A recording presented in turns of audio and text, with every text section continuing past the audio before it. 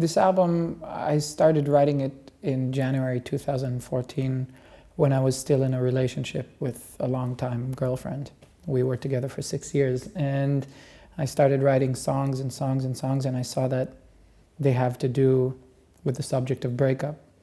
And I wasn't able to confess to myself that it is about me and her, and I kept on convincing her and myself that it's not about us. And I had this moment when I was already mixing the album in July 2014, and I heard the songs in their order already. We already put the songs in the order, and I printed down the text of all the songs, and I had this, effect like a truck hitting me, that I realized that I am voicing out these feelings that I'm really going through. So that was the most emotional part of making this album.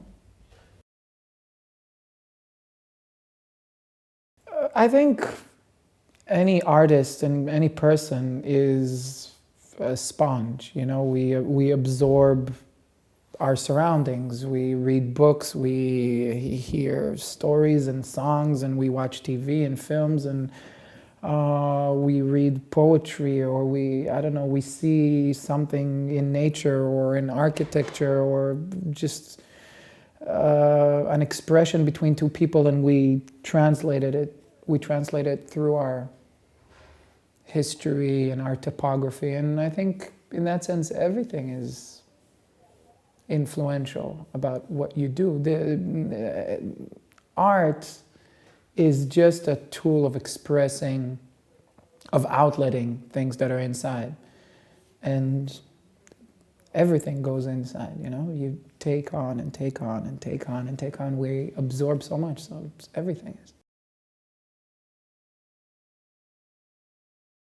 Leonard Cohen, Tom Waits, Bob Dylan, I don't know. People who I admire as singer-songwriters, people who are still around doing their music after years and years, and people who, I don't know, it would be amazing just to spend some time with them. I don't even care what the result of the music is, but I have to say that to me music is a personal endeavor. It's not something that I want to share with somebody else. So it's just about meeting somebody. It's not really about making art together with somebody, because to me art is a very personal, intimate thing. To be happy, to be content, to not want constantly more, to live and have as few regrets before the final curtain closes. It's true about music as well. I try to make my music in a way that I will have as few regrets with the final, product or whatever it is that we're doing. I try to both live my life and record my music, and very naturally and very listening to my desires of those particular instance when I do them, and just try to be in tune with what it is I want and not what society or people expect from me. That's it. There's not much to, lower your expectations out of life, children. That's my biggest tip. Yes, I am. I can elaborate, but yes, I'm afraid of getting old, and I'm afraid of mortality, and I think it's the basis for everything that I do. I think it's the basis of what everybody does, anytime, anywhere in history. Once we evolved into a mutated version of an animal that can actually understand its own mortality, it comes with a great price, that you always live in that shadow. And everything you do is finding a reason to excuse yourself and to give meaning to your existence. So, yes, I am afraid. I never did a Bar Mitzwa. To me, it was just a birthday. I'm not religious in any way, so to me it was and to my family, we come from a very left-wing, kind of overly unreligious, liberal family. People around me did, but even I you know, I mean, I'm not, you can obviously in one glance understand that to me religion doesn't really matter. I mean, and my friends and my family and the people, friends of friends, I come from a circle of people who are like me.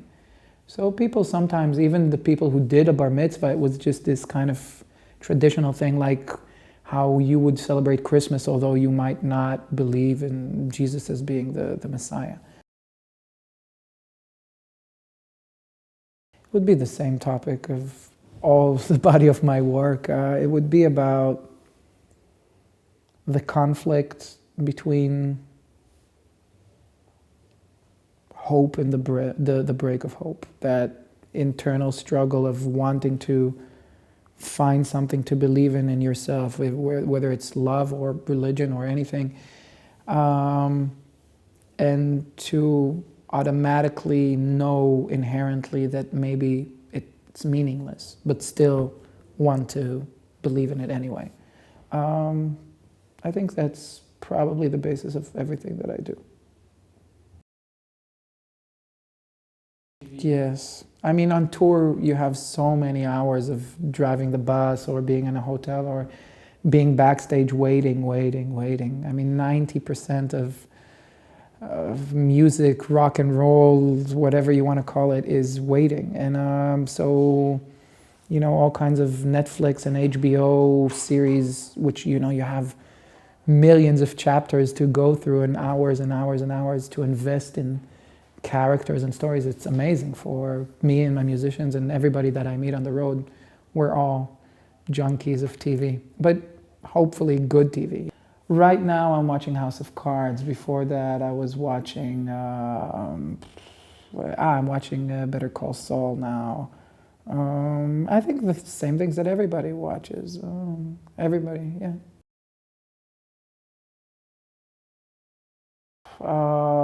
Primavera in Spain. I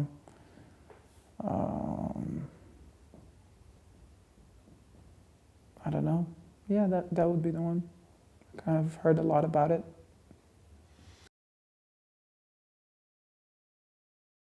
I don't do cover songs and I don't really sing in Hebrew, but I did like twice or three times for, you know, tribute concerts that for a good cause or something. So I did it, but I don't write songs in Hebrew, so I don't sing songs in Hebrew. It's just because of my biography. I grew up in an English-speaking country in Jamaica, and even when I moved back to Israel, I kept on reading and writing in English mostly. So to me, it's just more convenient. But and also the music that I'm inspired by is English. Yeah, it's the only video that I directed. I mean, I don't know if you call it directing, but I had a girlfriend which was a dancer in a contemporary dance group called Batsheva. It's a very famous dance group. And they have this language of movement that the choreographer wrote invented in the 80s. And I just watched a lot of their dances, their performances, and I fell in love with them, and I know all these dancers, and I just love the fact of taking that dance, which is very to express yourself just through movement, and to be able to show your body but hide yourself behind a mask. They are personifying their bodies with my face, and I'm personifying my face with their bodies, and everybody's really hiding behind something else. Nobody's really taking full responsibility of really presenting themselves fully naked. It was just a metaphor of physical nakedness as a metaphor. It was physical nakedness as a metaphor for intimate, psychological nakedness.